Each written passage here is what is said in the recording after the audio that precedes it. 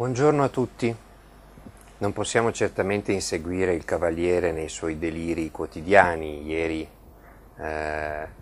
le uscite sul caso Mondadori, però lì devo dire un po' di verità l'ha detta quando ha parlato di rapina a mano armata. Il problema è che la mano è la sua e che la rapina l'ha fatta lui, 20 anni fa, proprio di questi tempi.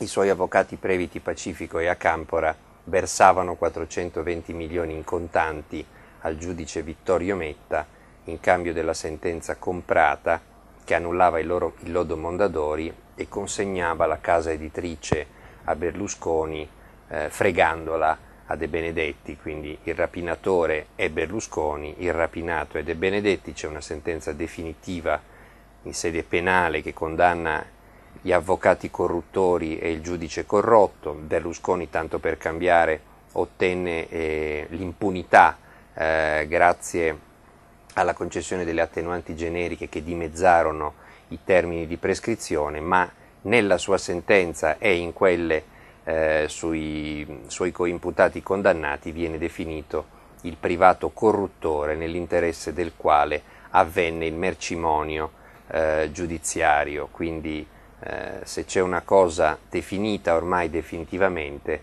mi scuso con il gioco di parole, per il gioco di parole, è proprio che la Mondadori l'ha scippata lui a De Benedetti, e infatti l'anno scorso il giudice Mesiano lo ha condannato in primo grado. Lui e la Fininvest a restituire a De Benedetti 750 milioni di euro.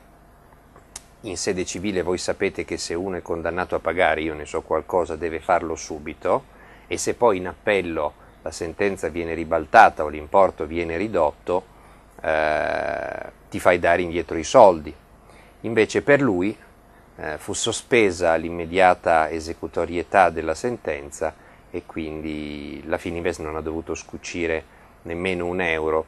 Il problema è che poi lo dovrà fare se la condanna verrà confermata, magari anche con una piccola riduzione dell'importo in appello, e la sentenza d'appello è attesa per il 4 maggio e quindi Berlusconi, come al solito, ha cercato in tutti i modi di intimidire, di minacciare i giudici della Corte d'Appello Civile di Milano, che di qui a qualche giorno faranno la sentenza di appello.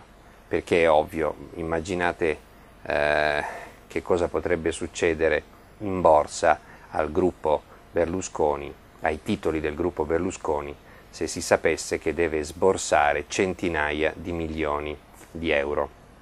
Se fosse così, si tratterebbe semplicemente di un risarcimento riferito a uno scippo di 20 anni fa. Lui tenta di buttarla in politica, ma la politica non c'entra niente, perché nel 1991 Berlusconi non era in politica, De Benedetti non era del PD perché non c'era nemmeno il PD, erano due imprenditori privati che si facevano la guerra e Berlusconi in questa guerra usava la frode. Ma dicevo, non si può inseguirlo. Oggi per esempio è andato al processo Mediaset, ha fatto un po' di show con queste immonde scene di tifoserie sotto il Tribunale di Milano, una cosa veramente ripugnante, e tra l'altro segnalo a quelli che magari anche in buona fede continuano ad andare sotto il Tribunale a manifestare contro Berlusconi che lui non aspetta di meglio.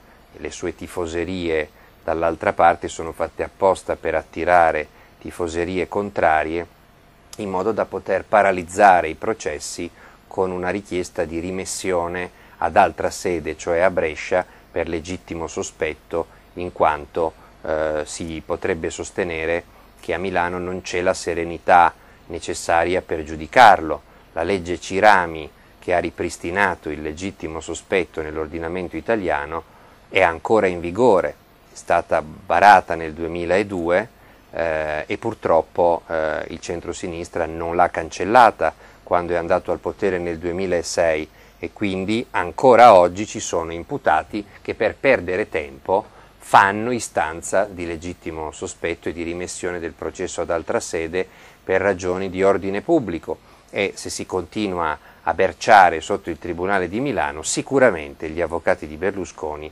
useranno anche quest'arma per paralizzare e rinviare i processi alle calende greche. Andrebbero lasciati soli questi tapini, per lo più precettati, che vanno lì a manifestare in favore dell'imputato. Ma dicevo, oggi è andato a sproloquiare al processo Mediaset e ha parlato del processo Ruby, dicendo che lui pagava Ruby, questa è nuova e anche bellissima, è un colpo di scena, un colpo di teatro, lui pagava Ruby perché lei non si prostituisse. Infatti sapete che quando la fece liberare, tra virgolette, dalle grinfie della questura di Milano spacciandola per la nipote di Mubarak, la fece affidare alla Minetti, che appena uscita la affidò subito a una prostituta, e questo naturalmente è la prova che lui voleva a tutti i costi sottrarla al marciapiede. Infatti la Minetti la affidò a una prostituta e quindi fu un grosso salvataggio, e lui continuò a darle dei soldi e lei continuò ad andare ad Arcore, dove si tenevano i bunga bunga, proprio perché lui voleva salvarla dalle grinfie di questi vecchi bavosi che volevano costringerla a prostituirsi e a fare i bunga bunga. Siamo ormai nella psichiatria, voi capite, è un caso di dissociazione, credo che lo chiamerebbero così gli esperti, ma anche di proiezione, nel senso che lui accusa gli altri di quello che fa lui. Sono patologie di una certa gravità. Credo che se ne stiano cominciando ad accorgere anche i suoi, visto che persino su giornali a lui vicini si ipotizza che lui sia bollito. Altro che bollito, bollito e malato, come diceva già sua moglie, mentre raccontava anche che lui frequentava minorenni. Ma appunto non inseguiamolo nei suoi deliri, le case a Lampedusa, i campi da golf sulla pietraia dell'isola più brulla che si ricordi, lasciamolo delirare, non possiamo farci il sangue marcio oltre misura. Vediamo invece un tema che ha tirato fuori il Fatto Quotidiano questa settimana con ben 3 scoop nello stesso giorno, venerdì, ed è il tema, l'eterno tema della casta, della cosca dei partiti che continuano a fare il bello e il cattivo tempo con i nostri soldi. Sempre più soldi nostri vanno a finire, di riffa o di raffa, direttamente o indirettamente, per la via piana o per la via tortuosa, nelle tasche della casta. La prima notizia sono i voli blu, i voli di Stato, che i nostri ministri continuano impunemente a usare per i fatti loro, non per scopi istituzionali, ma per i fatti loro. Ricorderete che nel 2007, se non ricordo male, fu grazie a uno scoop dell'Espresso, si scoprì che i ministri Mastella e Rutelli avevano preso l'aereo di Stato per andare al Gran Premio di Monza, e giustamente, anche perché c'erano delegazioni con familiari, eccetera, si gridò allo scandalo. Non è che uno scandalo annulla l'altro, quindi quello era uno scandalo, anche se magari non penalmente rilevante. Tant'è che il governo Prodi varò, dopo quello scandalo, una circolare che disciplinava i voli di Stato e li restringeva soltanto alle 4 massime cariche dello Stato: Presidente della Repubblica, Presidente della Camera, del Senato, Presidente del Consiglio, se non ricordo male, esclusivamente quando si muovevano per scopi istituzionali.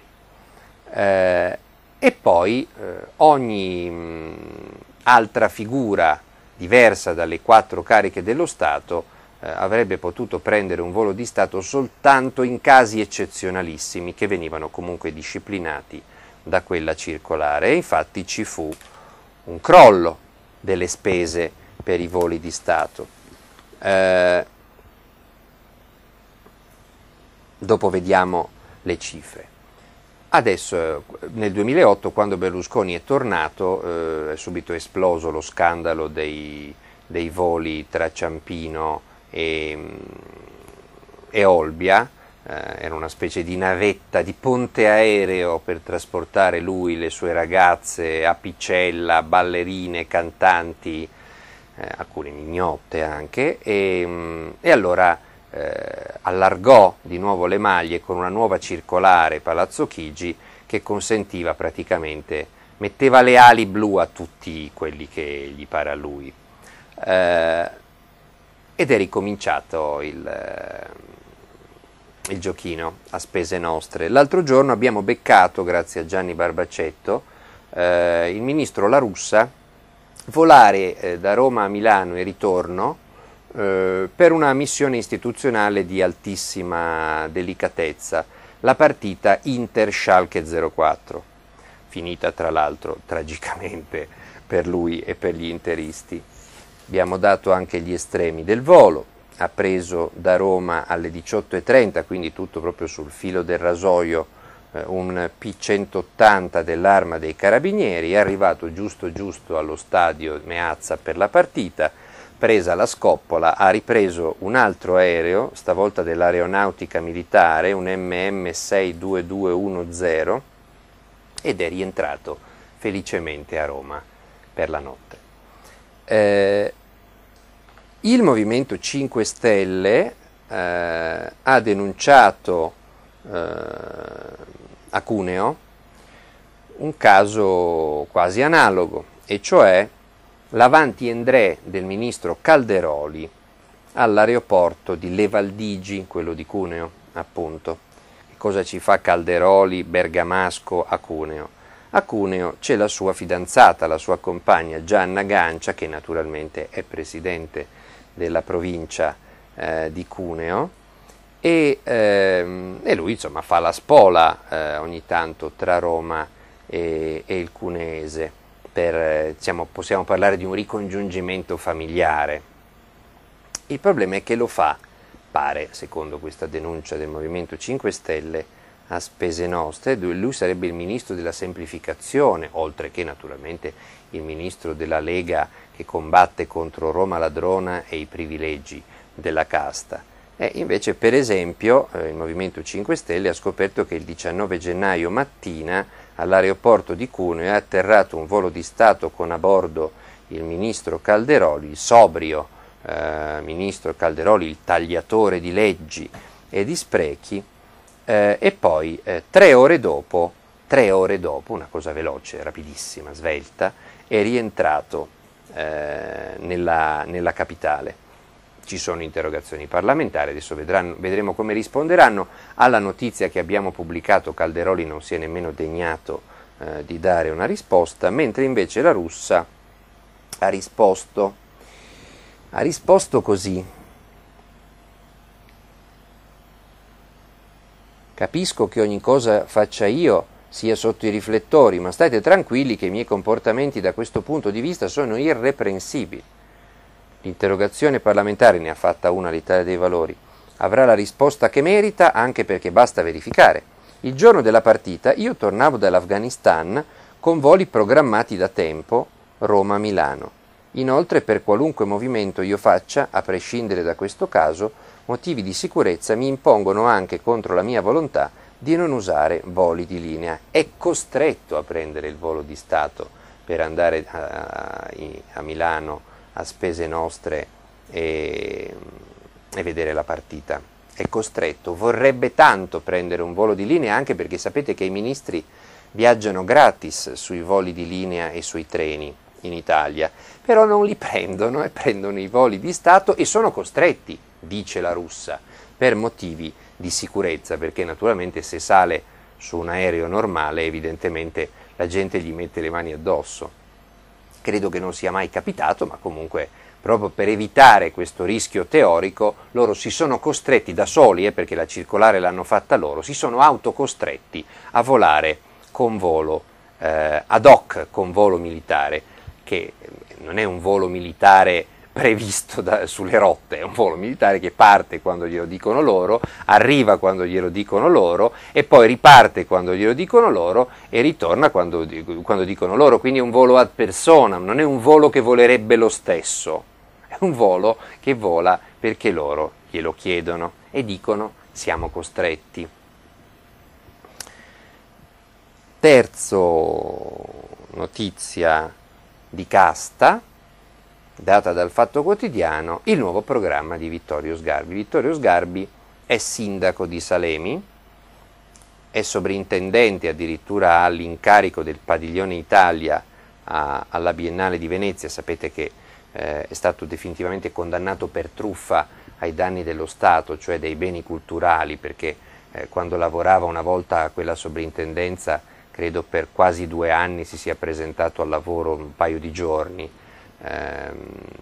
era sempre in malattia, poi si è scoperto che i certificati medici erano farlocchi, tant'è che mentre era malato per la sovrintendenza faceva quotidianamente sgarbi quotidiani su Canale 5, quindi era malato per lavorare alla sovrintendenza ma non per lavorare in televisione, e quindi avendo truffato il Ministero dei Beni Culturali ha avuto un posto di prestigio nei beni culturali e proprio a Venezia, no? Proprio hanno preso l'uomo giusto, l'hanno messo al posto giusto, per valorizzare le sue competenze anche specifiche su quel territorio, e quindi un signore che fa il sindaco a Salemi, fa il sovrintendente, quindi per conto del governo, dello Stato italiano, condurrà un programma, è leader di un movimento che porta il suo nome politico, farà un programma per la RAI,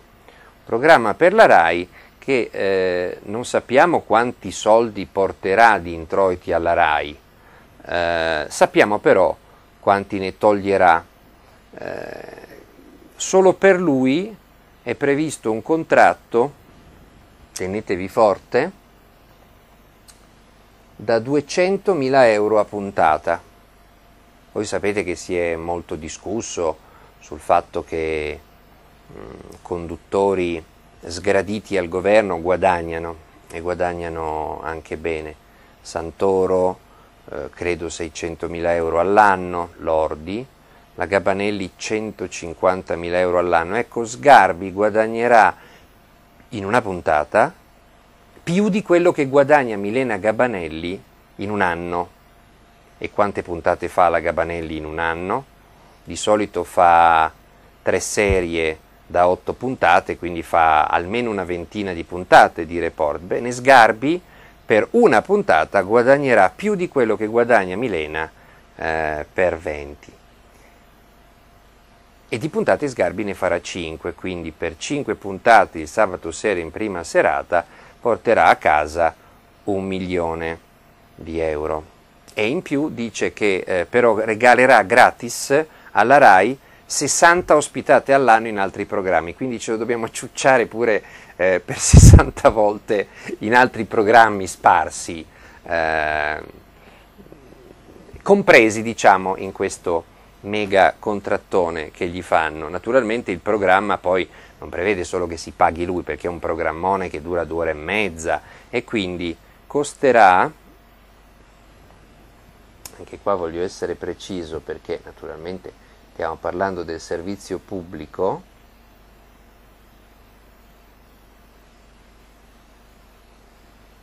€8 milioni. 8 milioni di euro per 5 puntate. È una bella cifretta.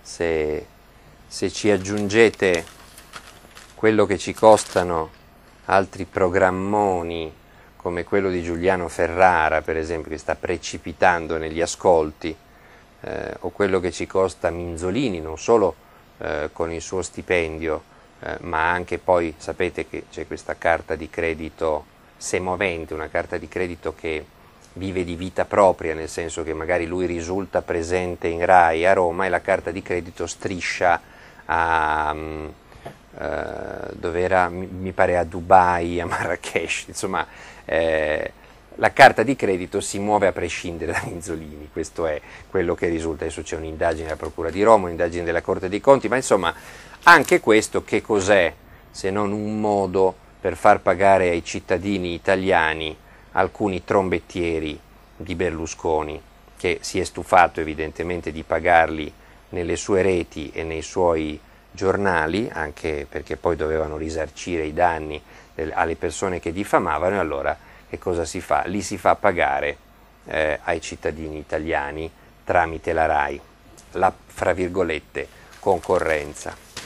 Ecco, dicevamo della casta, non è mica finita, perché questa settimana, domani, va in discussione alla Commissione Affari Costituzionali della Camera una vecchia proposta di legge che alla chetichella, sapete che in Parlamento vengono presentate montagne di proposte di legge, poi il Parlamento è quasi sempre chiuso, quindi raramente vengono poi discusse, le si presenta soprattutto per far vedere di esistere, ci sono questi parlamentari, questi peones che ogni tanto devono dare spiegazioni anche in famiglia su che cosa fanno a Roma, visto che non risulta che facciano mai nulla, allora ogni tanto presentano una proposta di legge possibilmente originale in modo da andare sui giornali, poi fortunatamente il Parlamento è chiuso quindi fa pochi danni e quando apre è solo per ratificare i decreti del governo, quindi praticamente il Parlamento non esiste più.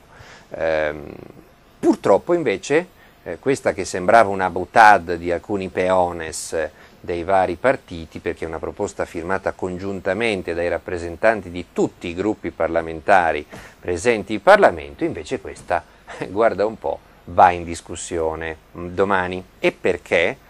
Perché prevede il più che raddoppio dei già enormi finanziamenti pubblici che i partiti incassano ogni anno. Ho usato il termine finanziamenti pubblici apposta, perché? Perché loro, quando li hanno reintrodotti in barba al referendum del 93 che li aveva aboliti, gli hanno cambiato il nome, sapete che li hanno chiamati rimborsi elettorali e poi li hanno quantificati in una cifra talmente enorme che praticamente ogni anno copre più del doppio di quello che i partiti spendono per le elezioni nazionali, comunali, regionali, provinciali, circoscrizionali ed europee. Per quanto spendano non riescono a coprire nemmeno la metà di quello che incassano. Questo è quello che ha denunciato a Corte dei Conti l'anno scorso in una famosa relazione di fine anno. Adesso, non bastando ancora il fatto che già si intascano il doppio di quello che spendono per le spese elettorali, visto che la legge dice che quelli sono rimborsi per le spese elettorali, vogliono raddoppiare ulteriormente. Non è che lo fanno dicendo raddoppiamo il finanziamento pubblico che abbiamo camuffato da rimborso elettorale, no, si sono inventati un altro escamotage, una roba proprio da gioco delle tre carte alla napoletana. I partiti avranno delle fondazioni culturali, non una per partito tra l'altro, in ciascun partito ci possono essere varie fondazioni, certo c'è la fondazione di D'Alema, c'è la fondazione di questo, di quell'altro, di Bersani, che ne so io, dall'altra parte la fondazione di Quagliariello, ci sarà anche una fondazione di Straquadanio, volete che non ci sia una fondazione culturale di Straquadanio, questo pozzo di scienza che avete visto all'opera l'altra sera ad Anno Zero, questo autodidatta del diritto costituzionale. Ciascuno avrà le sue fondazioni e le fondazioni chi le paga? Noi. La norma è furbetta e la norma non si chiama finanziamo i partiti con la scusa delle fondazioni, se no capirebbero tutti. Si chiama, aspettate che l'ho segnato qua, ecco, lo cita Gian Antonio Stella, disciplina dei partiti politici in attuazione dell'articolo 49 della Costituzione e delle fondazioni politico-culturali. Ecco, ci infilano sempre che loro devono attuare la Costituzione, no? Pensate, la Costituzione entra in vigore nel 1948, no? Siamo nel 2011 e loro si ricordano che devono attuare l'articolo 49 della Costituzione, dove naturalmente non c'è scritto niente di quello che loro fanno. Anzi, nella Costituzione ci sarebbe scritto che quando si fanno i referendum, poi la volontà degli elettori deve essere rispettata, invece se ne fottono. Che cosa fanno attuando, eccetera? Regalano a queste fondazioni, per ora fantomatiche, ma vedrete che prolifereranno come nelle conigliere, 185 milioni di euro all'anno. Oggi i partiti si acchiappano 170 milioni all'anno per tra virgolette, rimborsare le spese elettorali delle varie elezioni locali e nazionali ed europee. Lo fanno ogni anno per 5 anni, anche se la legislatura dura un anno, anche se la legislatura finisce dopo 1, 2, 3, 4 anni, cioè anticipatamente. I partiti prendono i soldi come se durasse 5 anni, quindi ci sono degli anni in cui prendono il finanziamento per la vecchia legislatura e il finanziamento per la nuova legislatura. Per loro i quinquenni durano anche solo 2 anni, però costano come i quinquenni, come con 5 anni. Quindi ogni anno beccano 170 milioni di euro. E dato che la scorsa legislatura, iniziata nel 2006 e finita nel 2008, avrebbe dovuto naturalmente concludersi nel 2011, nel 2009, nel 2008 quando è iniziata quella nuova, nel 2009, nel 2010 e anche in questo 2011 i partiti beccano il doppio. Perché? Perché solo quest'anno si conclude ufficialmente la legislatura iniziata nel 2006, però c'è anche in corso quella iniziata nel 2008, quindi già beccano 170 più 170 all'anno.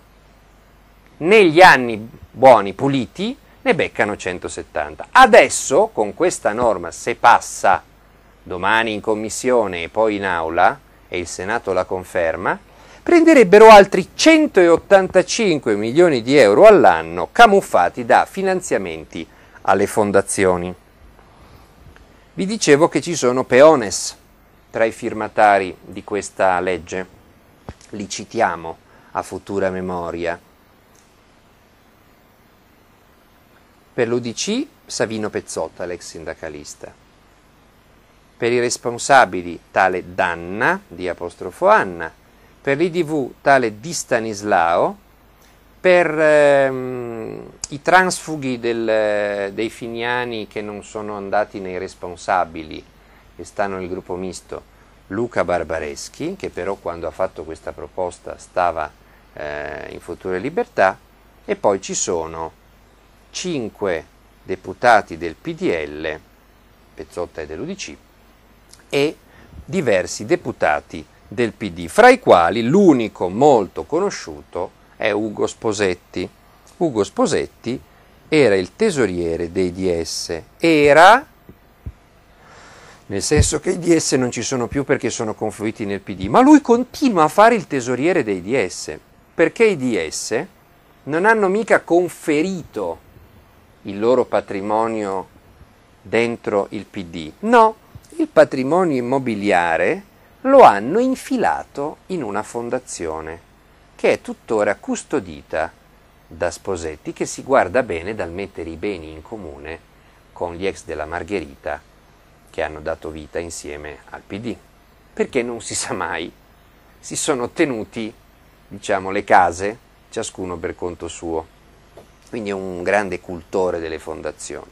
Sposetti dice che del referendum chi se ne frega, anzi, se non arrivano soldi ai partiti vincerà sempre Berlusconi, supersonica cazzata, visto che Berlusconi quando c'era Prodi ha perso 2 volte su 2 e Berlusconi aveva sicuramente molti più soldi del centro-sinistra.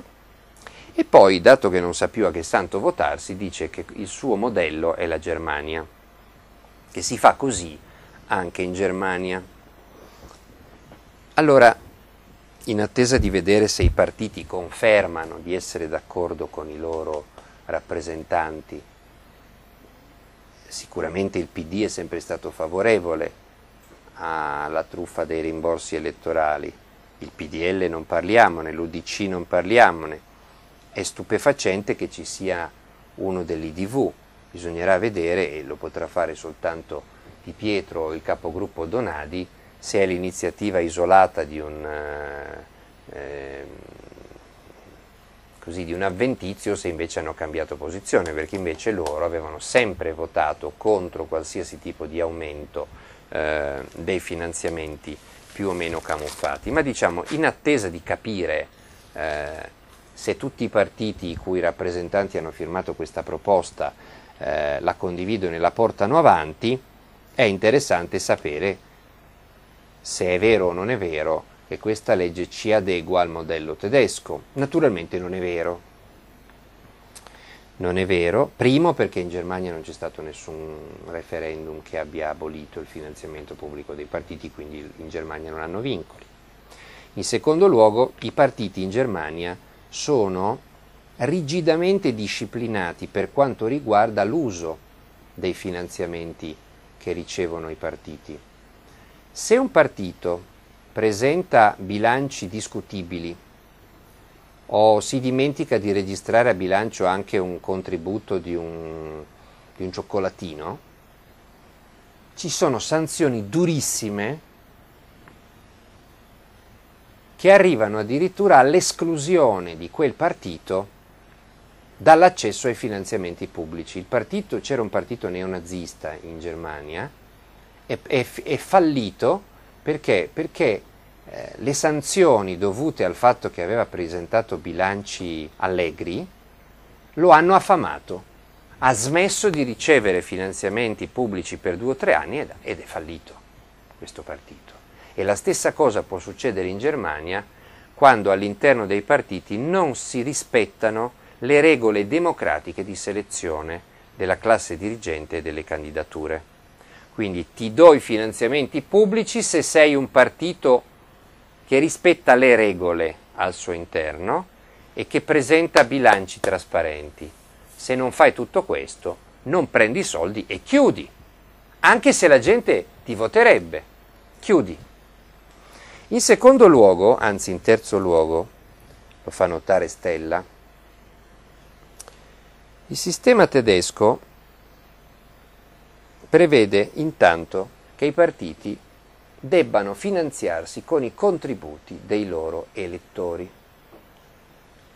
Sottoscrizioni, Obama è stato eletto solo con i contributi privati della gente, non i contributi dei miliardari, non è mica necessario rivolgersi ai miliardari, puoi anche rivolgerti alla gente normale, alla gente comune e chiedere mandami 1 euro, mandami 2 euro, mandami 5 euro, col sistema degli SMS si può fare di tutto.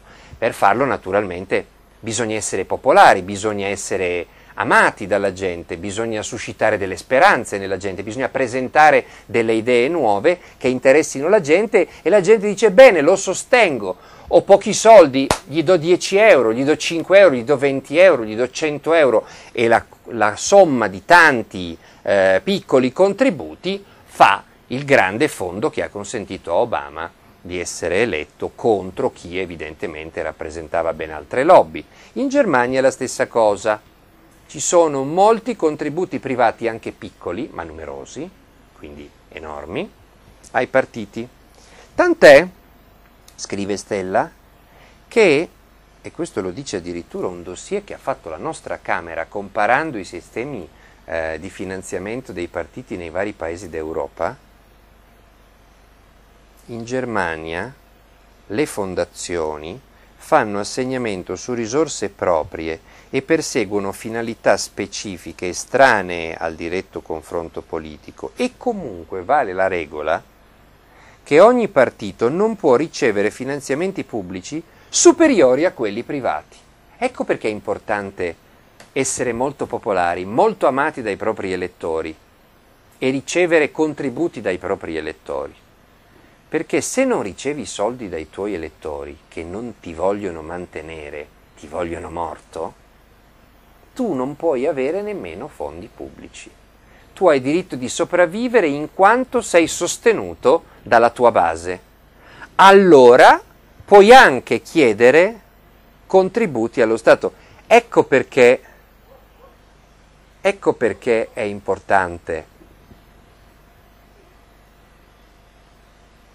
avere presente quello che succede negli altri paesi, perché è facilissimo farsi prendere in giro da questi signori che dicono Germania, e uno dice chi lo sa cosa succede in Germania. Ecco, succede questo, se la gente non ti vuole, non ti finanzia, tu non puoi mettere le mani nemmeno su 1 euro dello Stato. E se anche alla fine riesci a prendere dei finanziamenti pubblici, devi stare molto attento nella gestione del tuo partito, finanziaria e di democrazia interna, perché i soldi come ti arrivano ti possono essere tolti e ti ficcano delle multe tali che puoi fallire. Ecco che cosa succede in Germania. Allora, noi in Italia facciamo a modo nostro. Referendum, abolito il finanziamento dei partiti, ritorna cacciato dalla porta, dalla finestra, travestito da rimborso elettorale.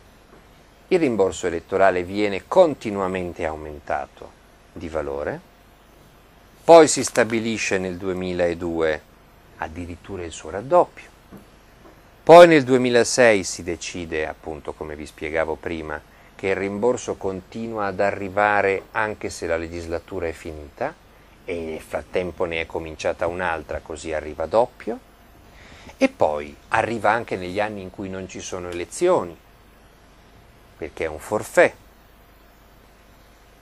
E adesso altro raddoppio, arriviamo quasi a 400 milioni l'anno, 350 milioni l'anno, il che significa, moltiplicate per i 5 anni di una legislatura, cosa mostruosa. 350 milioni l'anno vuol dire 2 anni 700 milioni, 4 anni 1 miliardo e 400 milioni, più altri 350, sfioriamo i 2 miliardi a legislatura, 2 miliardi di euro per mantenere i partiti, che non dovrebbero prendere un soldo. Vi rendete conto di che cosa stiamo parlando? Vi rendete conto del fatto che la scuola avrà nei prossimi 4-5 anni tagli per 7-8 miliardi? Cioè stiamo parlando di, nello stesso periodo, 1/3 dei tagli alla scuola, i fondi ai partiti. Il FUS erano poche centinaia di milioni, il Fondo Unico per lo Spettacolo, che con i tagli viene affamato, anche se adesso hanno recuperato qualcosa aumentando un po' le accise della benzina. Ecco, questo è l'importo, stiamo parlando di 1/10 della manovra anticrisi da 20 e passa miliardi, che naturalmente non tiene conto di tutti gli altri costi della casta. Stella calcola, secondo un dossier della UIL, che ormai in Italia le persone che dipendono direttamente o indirettamente dalla politica, no?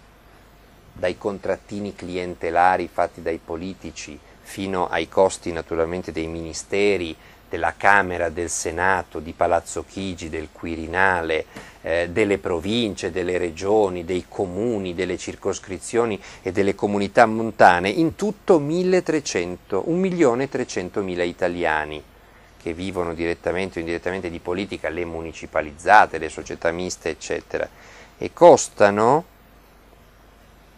18 miliardi all'anno. Se poi ci aggiungete pure i 2 miliardi a quinquennio dei partiti, e poi le auto blu, e poi i voli di Stato, stiamo parlando di cifre enormi che veramente incidono sulle tasche dei cittadini. Non stiamo parlando di poca roba, stiamo parlando di cifre spaventose. Quando uscì il libro La Casta, ormai 4 anni fa, forse 5, 4 anni fa, forse 5, tutti vi ricordate, no? Dissero, riduciamo, tagliamo, facciamo, tant'è che l'anno scorso, preparando i conti di quest'anno, il ministro Tremonti aveva stabilito addirittura di tagliare del 50% i rimborsi ai partiti, di dimezzarli, visto che erano il doppio rispetto al fabbisogno, secondo la Corte dei Conti. Poi quel 50 è diventato il 10, ma non subito. Mentre gli stipendi pubblici venivano e sono stati ridotti e bloccati da subito, i fondi ai partiti cominceranno a essere tagliati del 10% nel 2013, cioè nella prossima legislatura.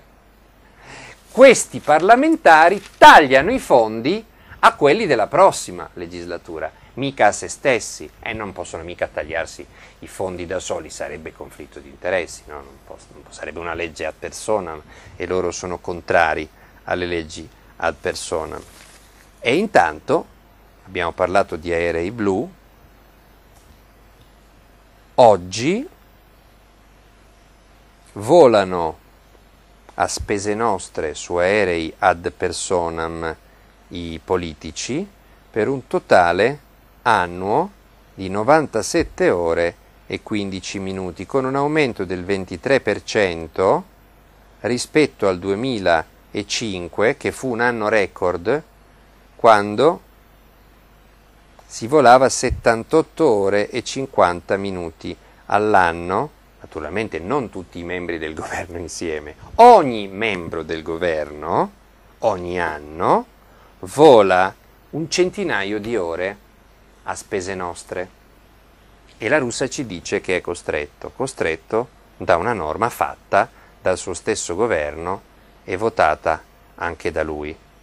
La bellezza di tutto ciò, che è naturalmente una serie infinita di notizie pessime, è che le vittime cominciano a fare capolino. Grazie ad alcuni giornali, tra cui il nostro, che stanno informando sulle conseguenze della cosiddetta prescrizione breve, processo breve, il processo muore, la prescrizione scatta addirittura prima, come abbiamo spiegato lunedì scorso, grazie anche a Passaparola, grazie a tutti quelli che fanno circolare le notizie sulle conseguenze di questa porcata, che è fatta esclusivamente per far prescrivere il processo Mills prima che arrivi alla sentenza di primo grado. Si è saputo che questa legge manderà immediatamente in prescrizione il processo di Calciopoli a Napoli, i processi per il doping alle Olimpiadi e per la morte di un bambino a Torino, i doganieri corrotti insieme a politici e imprenditori a Genova, processi per corruzione e bancarotta a Bologna, il processo Parmalat e Anton Veneta e HDC, che interessa anche a Confalonieri a Milano, i casi Cirio e BNL a Roma con imputati Fazio, Ricucci e Fiorani, i processi alla Sicilcassa e alla Fincantieri per l'amianto e tutte le malattie connesse a Palermo, a Firenze l'esplosione del treno, lo scontro ferroviario, il disastro ferroviario di Viareggio del 2009, dove morirono 32 persone, ci sono 32 indagati, tra cui il numero 1 delle Ferrovie dello Stato Moretti, a Bari le inchieste Sofitto e Tarantini e tanti altri processi.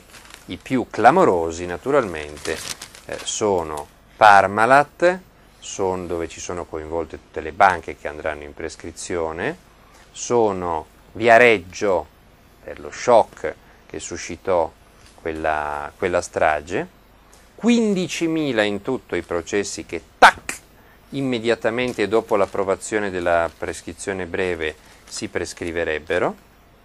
E che cosa c'è di bello? C'è che i familiari delle vittime dei reati si stanno organizzando per manifestare davanti ai palazzi. Ecco, questa è la cosa positiva. Finalmente in un paese dove da anni la politica tenta di mettere le mani sulla magistratura e poi ci racconta che c'è una guerra fra la politica e magistratura, finalmente emerge il terzo incomodo, la vittima della politica e la vittima dei reati, che è la stessa persona. La vittima del reato è anche vittima della politica, che fa di tutto perché i processi non arrivino a dare giustizia. E quindi la comparsa della figura delle vittime sulla scena della politica, secondo me, è la vera novità che probabilmente o costringerà il governo a tornare indietro su questa ennesima porcata, o potrebbe dare coraggio alle opposizioni perché si oppongono e al capo dello Stato perché non firmi almeno una, sarebbe la prima, legge ad personam pro Berlusconi, e soprattutto in alternativa se si andrà avanti anche con questa ultima porcata, la comparsa delle vittime potrebbe diventare veramente la tomba di coloro che continuano a usare il Parlamento come una sartoria per abiti su misura, proprio perché non c'è più soltanto da una parte i politici e dall'altra la magistratura, ma stavolta ci sono le vittime, e quando si incazzano le vittime io credo che tutti loro signori naturalmente dovrebbero preoccuparsi, e noi naturalmente stare dalla parte delle vittime. Passate parola.